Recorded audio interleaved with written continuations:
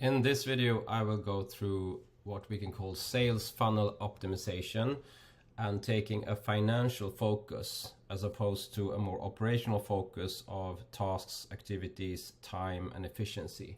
So I want to take the owner and business perspective, giving a very clear picture of what is the target and goal of what we're doing now. How do we build a sales funnel that can, from the start, become profitable and scalable as soon as possible? How do we measure the key steps from a financial standpoint on how to optimize towards revenue and profit?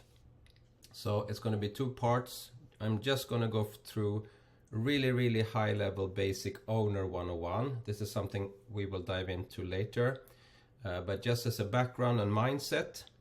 And then I'll go through some examples of metrics to see how a first funnel can generate 10 to 15K per month, and how that's with the right mindset and process to optimize can easily be scaled maybe to 30K a month and more. So for owner one-on-one, the main thing here is to view yourself, even if you're a solopreneur, view yourself as kind of having different roles. So it can become a bit schizophrenic, but imagine that you are the private person sort of owning a business. So one role you have in life, apart from your, other roles and responsibilities, could be your health, your financial wealth, your relationships, and so on, the stuff you own. But on the financial side, you are in a way an investor, or can be. And an investor can be passive, you own stocks and bonds and shares, or active, you own a business. So let's say that you now own your solopreneur business. In that business, we can say that you have different roles. You are the CEO, responsible for delivering value to the owner. And then you also take the different various roles of delivery, of sales, of product development, for example. But when we look at a business from an owner perspective, let's look at how an owner regards different businesses and what we want. So the first fundamental truth is that we want a business to start with assets. We want those assets to be able to produce sales, and we want those sales minus cost to be a profit. But we also want the business to generate cash, meaning we want to invoice as fast as we can, and we want to delay payments as much as we can. A business with a profit with no cash is, not so fun. If we take an example, if you buy stocks, that's an asset. That company produces sales, provides profit to the shareholders, and then some of that profit is given out as dividends, as cash. And then we get more cash, and we can either reinvest and buy more assets, or we can buy some other asset. If we don't get any cash, if we buy gold, for example, we're not going to get so much sales from that. That resource or asset is going to appreciate maybe, but we get a profit only when we sell it. So there's no cash flow involved. The oftentimes problem we have is that our asset that we use as a solopreneur is often our hours, meaning we have a limited number of hours. That's the asset that we sell, and we sell it at a certain price. So that becomes a limit. It may be profitable. We may have a high hourly rate. We can generate some cash, but there is a limit to growth. The next part is that the business owner's role is not to find a product to sell. And this is really important, especially for the experts. We are the developers, every part of us that wants to create products. That's good. But on top of that is the business model. So actually the owner's product, it's not the product itself, it's the business model. You can say that it's the owner looking down at the business, finding a business model that works. And what does that mean? It means that we have to define a combination of a person, the segment, the target, with some sort of problem where our product, meaning the actual real product, provides some sort of value, which is benefit for the client minus the cost and time it takes, and is delivered in a different way, meaning for that segment we have a different configuration that is suitable for that person's particular valuation of different parameters, which means that we focus on delivering for that person, configuring our products or company that way, which means we're different, which means for that person we will be better, we will be faster, we will be have higher performance in some parameter that that person appreciates. And this is, we're going to talk more about this later, but this is really important. So focus. Secondly, making this scalable, and for solopreneurs, solo consultants, it means not being dependent on the owner or the expert. It means also that we want to architect the processes, the roles, the systems and operations so others can do work. We want to buy hours.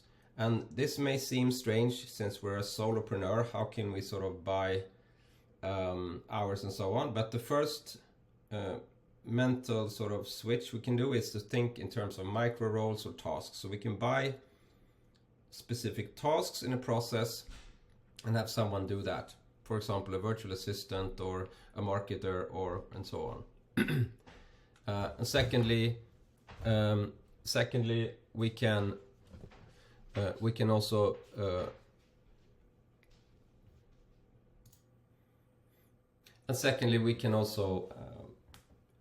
hire subcontractors or work with other partners to sell work for them and buy their services maybe at a profit.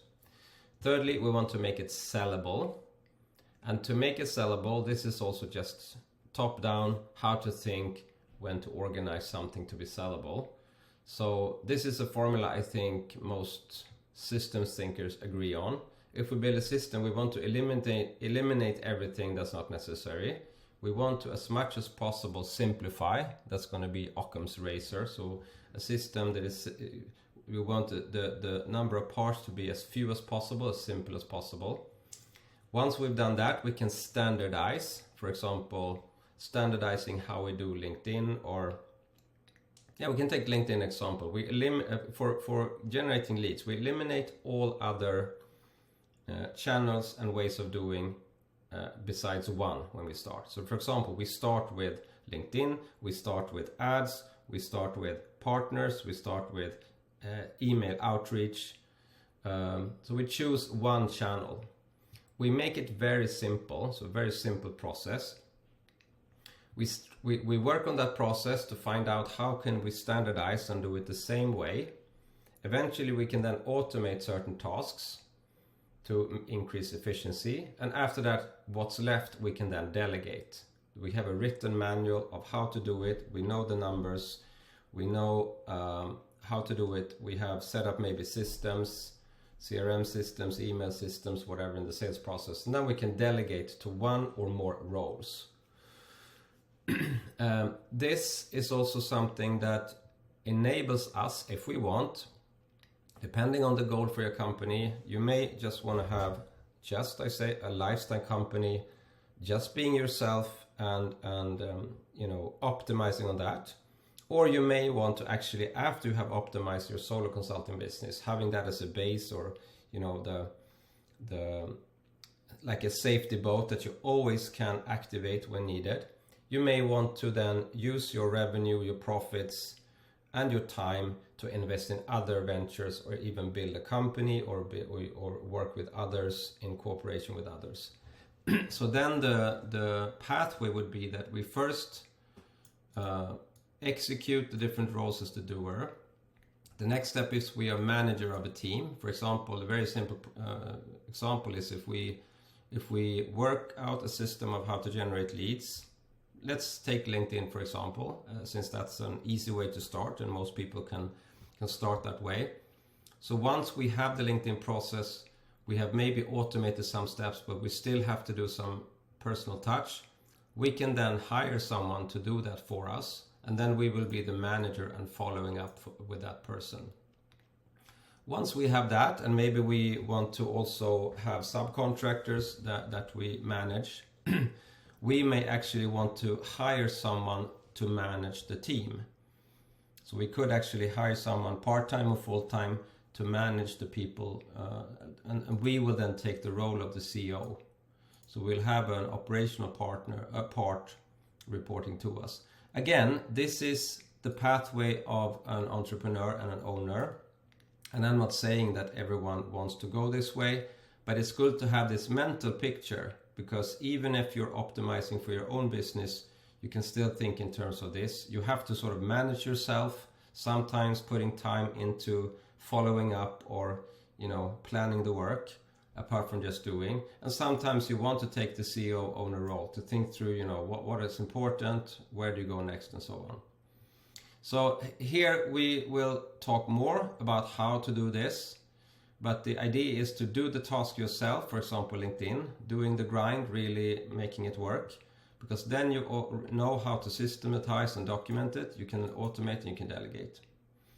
And lastly, a very important note, many people are focused on the revenue top line because that's kind of a status thing. Again, maybe not as a solo consultant, maybe this is not a factor, but if you are, which many people are, you want to optimize a solo consulting business, and then you actually want to take the next step, building something else or hiring people. We should guard ourselves from being kind of focused on vanity metrics such as just the revenue and not the profit. So for an example, if we were an investor, we had like 1 to 2 million dollars to invest, how would we want that money to perform? We would want as much profit as possible, to as much as certainty as possible, and making sure that generates cash for us. So in that sense, it's better to have okay, now these numbers are pretty high. I used Swedish currency here. 5 million Swedish is 500,000 US. So let's change it. 500,000. We can make it 1 million and 10 million. It's a bit more realistic numbers for solopreneurs and smaller businesses from the start. So if a $500 business makes $500,000 business makes $300,000 profit, that's 40%, right? If we have a $1 million business making 200K profit, that's 20%. If we have a $10 million business making 500K profit, that's only 5%. Many people focus on the top line, sort of the vanity metric. And one wise person said, if you don't have a profitable business from the start, generating cash flow, and you grow that business, the chances are that business is not going to be profitable when growing. So it's really important to have a very profitable business from the start, and making sure that when revenue goes up, profit doesn't go down. Profit should rather go up and cash flow should go up. And that depends on the business model. And this is all about compounding interest, because interest times interest over time, it's amazing to have a 40% business. If you put 40% on the stock market, for example, that number is going to double every other year or so. If you put if you have a 5% stock, it's going to take, takes 15 years to double. So the compounding interest of this is over time, it's really huge. So just a note here, if we have too small a business, it may not scale. I mean, if we aim for 15K, 25K, it may be that there is a profit there to optimize. It could be actually beneficial to target maybe 35K or 40K, and actually spending maybe 15 to 20K buying services, marketing services and so on, because that may actually be more feasible, because then you can reduce the bandwidth problem and actually focus more on the things you should do as being the CEO or whatever role you're best at. So yeah, we will also talk more about this. This is kind of the overview, just 101 owner perspective. And if we move down into our business and look at, okay, what do we as owners want, and what should the CEO of the company think of in terms of the sales and marketing process? And this is really valid for us when we then now build out a first lead generation and conversion process, thinking about the market segments, thinking about the offer and the offer structure, where we, I think, really would want to have some sort of easy to sell front end that is more packaged, that we really can sell at a relatively high volume, that can generate profit and cash, but where we get actually clients that have the problem that we are selling, so that the front end starts to solve part of the problem that the back end products then can solve even more. So I'm going to give two examples here of a funnel. So this first one is just an example. The numbers here will differ depending on what channel you use, what market segment you have, what type of products you sell, and everything. So these numbers will vary, but the trick is to find your numbers, a hypothesis of your numbers, starting to test by doing and measuring every month to see the metrics. And the first goal is to get flow, meaning we want to get a full funnel working, lead generation, conversion, selling some sort of front end or first initial phase, and then eventually having a back end. So that's kind of the goal, to get that flow. One simple funnel, not making it complicated, not having 10 front end offers, doing 20 channels and having a very complex back end. That's going to be too complex. So trying to simplify this as much as possible and standardizing it. So let's look at the funnel, and these are good metrics to think through. So first of all, marketing investment. I'm just putting a number here.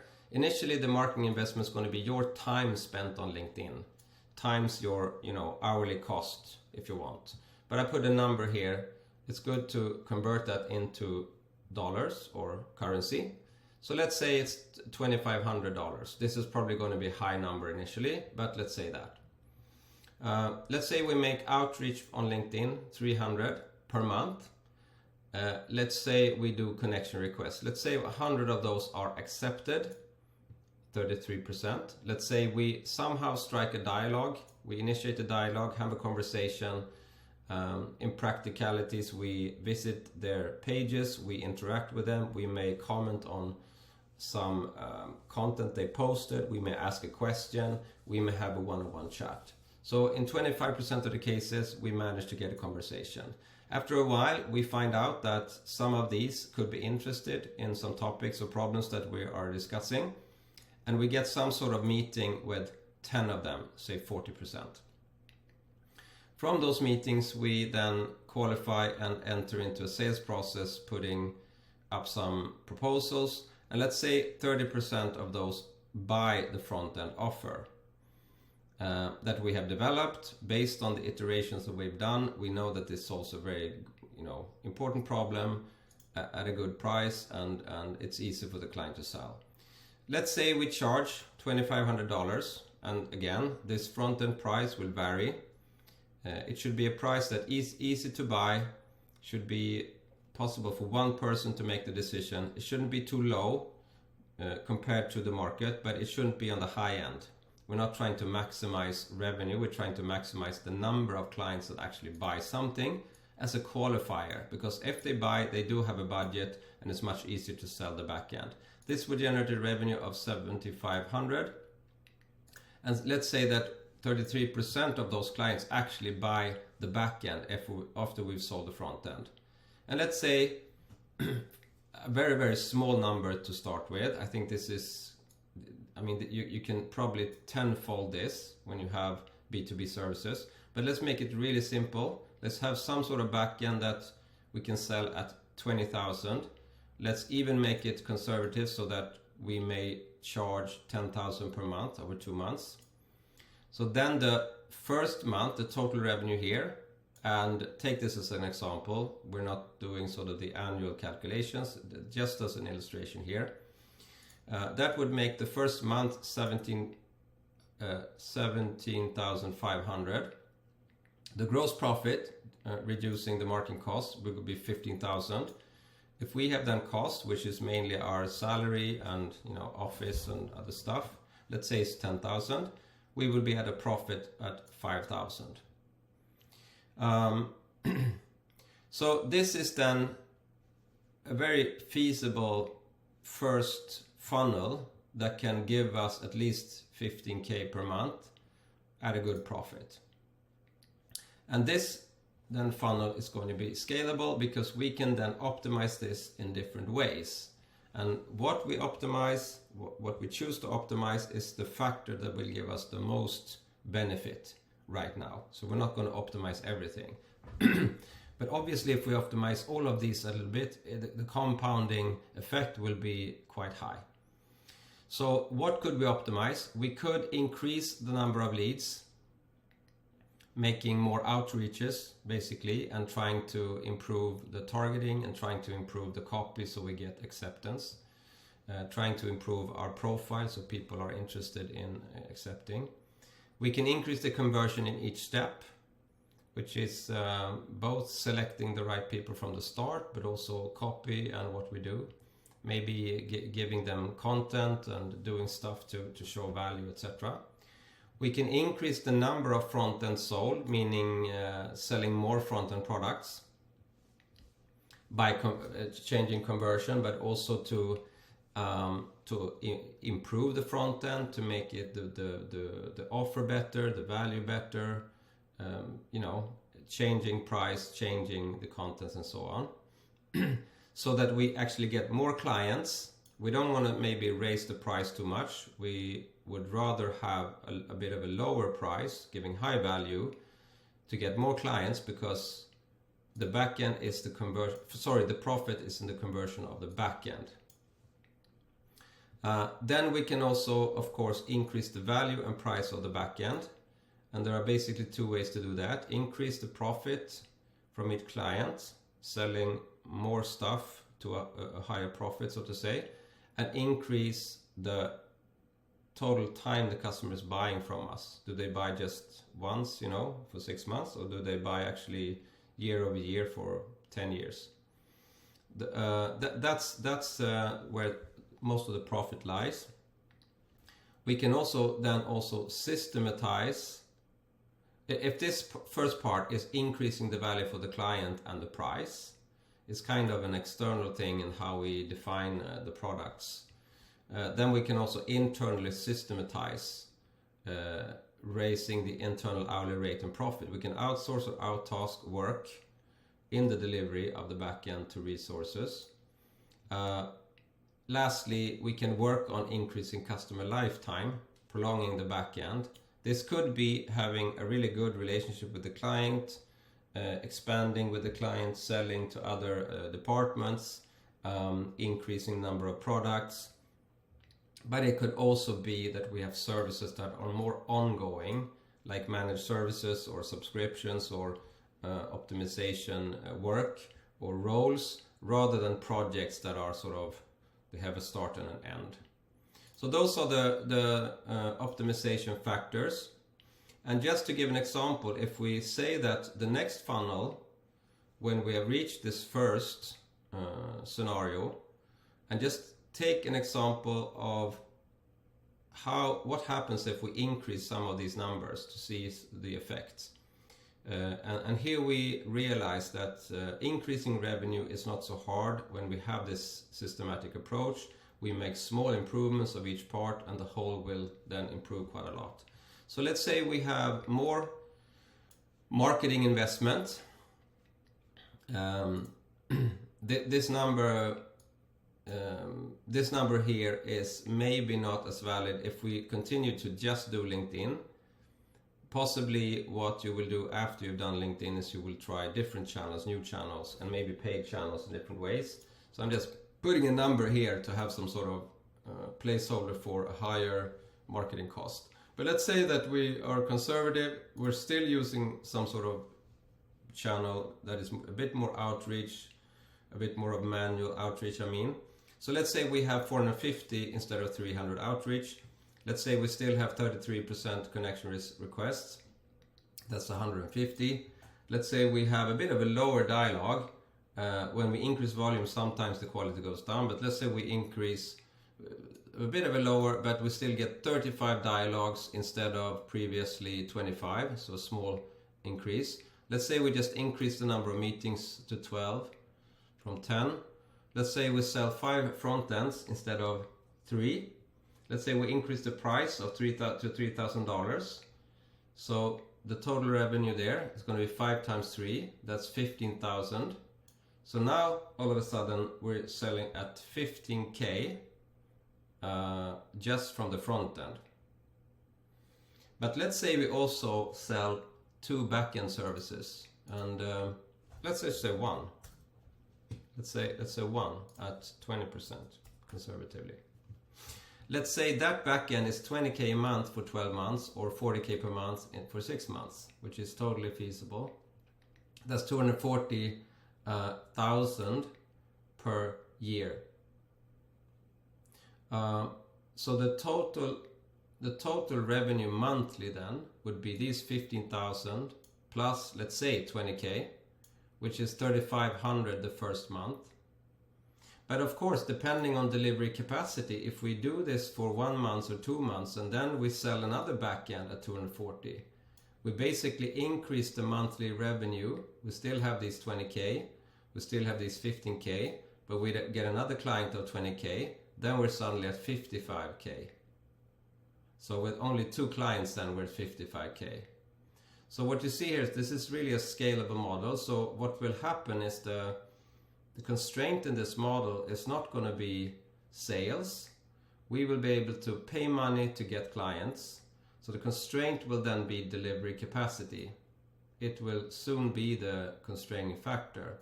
How can you then deliver these products, especially at the beginning where you may deliver and do the stuff yourself? It could be hard to find and systematize the delivery.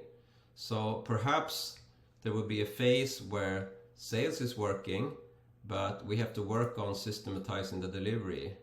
Maybe then, finding other experts that can help us in some way, either by getting people to help us with the administration, we do sort of the really important part, or actually finding roles where we can take our expertise and divide it into several roles and having a team. But as we can see here, the optimizing on the solo consultant business thinking like this is not so hard. We have to change mindset a bit, thinking that even if we're solo, we're still going to have micro roles, we're still going to start to buy time or expertise. For example, we buy marketing services to get leads. We may also even hire a salesperson. So if we were to hire a salesperson, that person would generate a lot of revenue, but then also it would be a cost for the salesperson. But then we can focus on the back end and really deliver high value, increasing prices, building our brand, and so on and so on. So to summarize here, in this case, just the first month, we would have, see if I calculated correctly, we have 15,000 revenue plus 20, that's 35. We deduct the marketing cost of 5, so we have a gross profit of 30. Let's say we have cost of 20, salary and maybe buying some services, virtual assistant, whatever. We still have a profit which is 10,000, right? So we're gonna have if I just calculate, let's say a steady state of 35, that's around 3.5, let's say 350, 400,000 annual turnover, and we have maybe 100,000 turnover. Let's give an example, 350K. We have a profit of maybe 120K That's 32%. That's a very profitable business. If we take these 120K and say in 10 years we invest those on the stock market, we're gonna have 1.2 plus million just from this. So meaning we have then established an asset which is our business. Okay, of course we're working in the business, we're charging, you know, salaries and stuff, but we're still getting a profit as the owner that we can use for other you know, investments and so on. So I hope this gives an overview and sort of the methodology that we want to use to put things into context. So everything you do now at the start, all the tasks you do,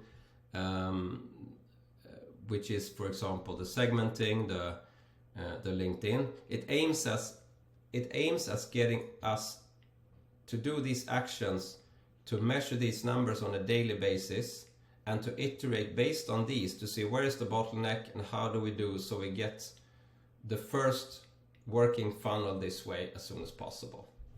So that's the goal. I hope this helps, and we will dive more into details with all these parts going forward.